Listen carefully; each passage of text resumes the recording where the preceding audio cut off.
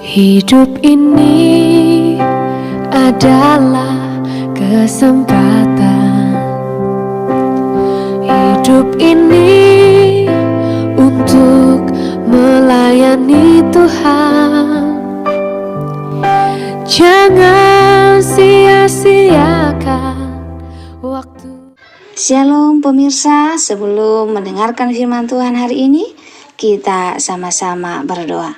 Bapa yang baik yang bertahta dalam kerajaan surga, kami mengucap syukur Tuhan buat berkat yang boleh kami rasakan hingga saat ini.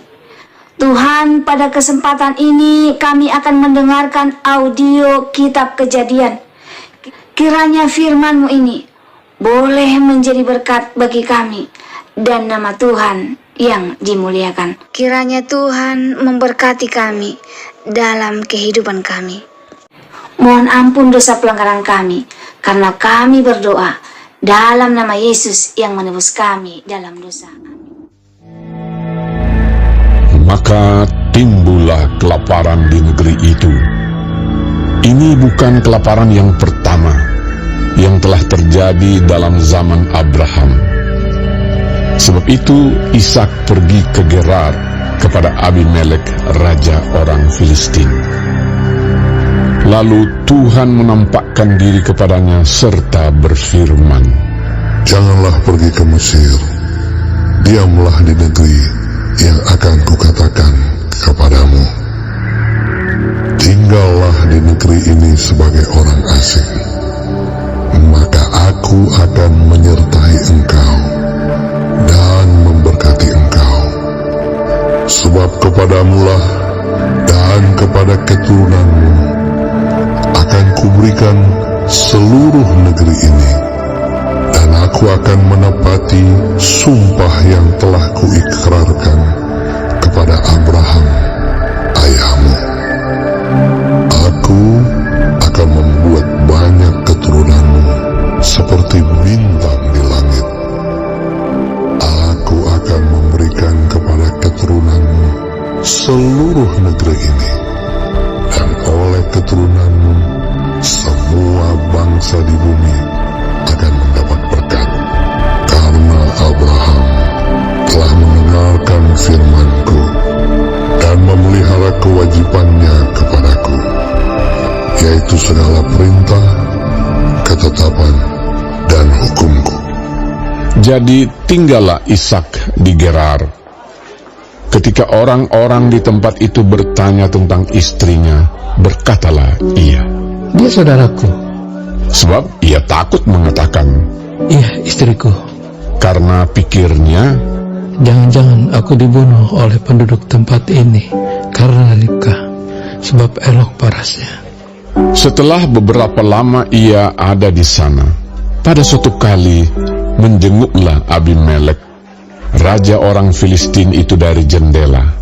Maka dilihatnya Ishak sedang bercumbu-cumbuan dengan Ribka, istrinya. Lalu Abimelek memanggil Ishak dan berkata, "Sesungguhnya dia istrimu.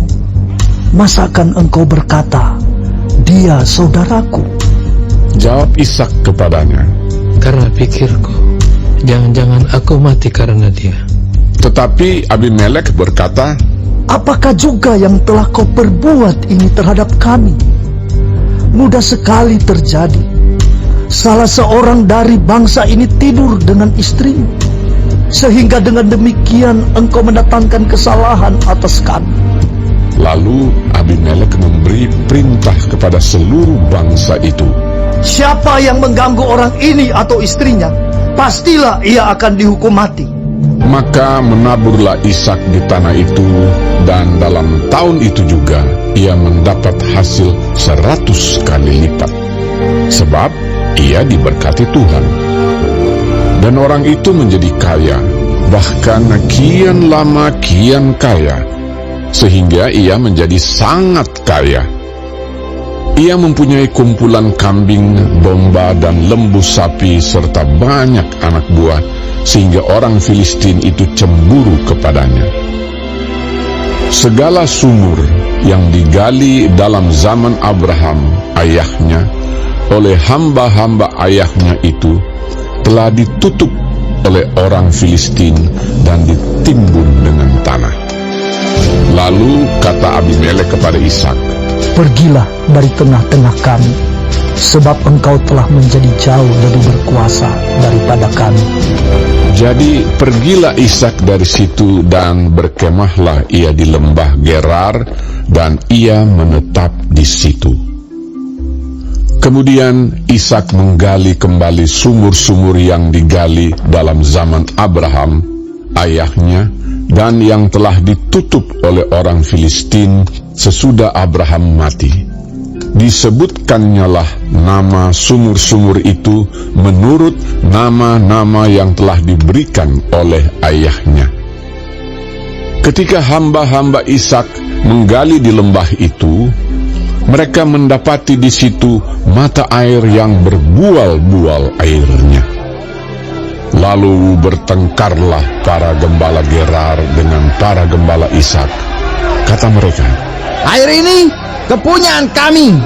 dan Ishak menamai sumur itu Esek, karena mereka bertengkar dengan dia di sana. Kemudian mereka menggali sumur lain, dan mereka bertengkar juga tentang itu. Maka Ishak menamai sumur itu Sikma. Ia pindah dari situ dan menggali sumur yang lain lagi. Tetapi tentang sumur ini mereka tidak bertengkar. Sumur ini dinamainya Rehobot, dan ia berkata, Sekarang Tuhan telah memberikan kelonggaran kepada kita, sehingga kita dapat beranak cucu di negeri ini. Dari situ ia pergi ke Beersheba. Lalu pada malam itu Tuhan menampakkan diri kepadanya serta berfirman, Akulah Allah ayahmu Abraham. Janganlah takut, sebab aku menyertai engkau. Aku akan memberkati engkau dan membuat banyak keturunanmu karena Abraham, hambaku itu. Sesudah itu Ishak mendirikan mezbah di situ dan memanggil nama Tuhan. Ia memasang kemahnya di situ, lalu hamba-hambanya menggali sumur di situ. Datanglah Abimelek dari Gerar mendapatkannya, bersama-sama dengan Ahuzat, sahabatnya, dan Pikhol, kepala pasukannya. Tetapi kata Ishak kepada mereka, Mengapa kamu datang mendapatkan aku? Bukankah kamu benci kepadaku dan telah menyuruh aku keluar dari tanahmu? Jawab mereka, Kami telah melihat sendiri bahwa Tuhan menyertai engkau. Sebab itu kami berkata, Baiklah, kita mengadakan sumpah setia antara kami dan engkau. Dan baiklah kami mengikat perjanjian dengan engkau, bahwa engkau tidak akan berbuat jahat kepada kami, seperti kami tidak mengganggu engkau, dan seperti kami semata-mata berbuat baik kepadamu, dan membiarkan engkau pergi dengan damai.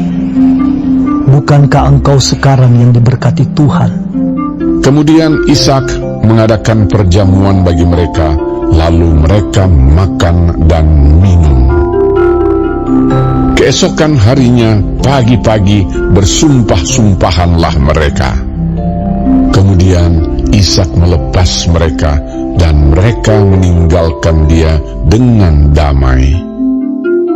Pada hari itu datanglah hamba-hamba Ishak memberitahukan kepadanya tentang sumur yang telah digali mereka, serta berkata kepadanya, Kami telah mendapat air. Lalu dinamainyalah sumur itu Sheba.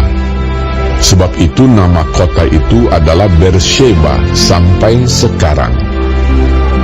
Ketika Esau telah berumur 40 tahun, ia mengambil Yudit, anak Beeri orang Het, dan Basmat, anak Elon orang Het, menjadi istrinya. Kedua perempuan itu menimbulkan kepedihan hati bagi Ishak dan bagi Ribka.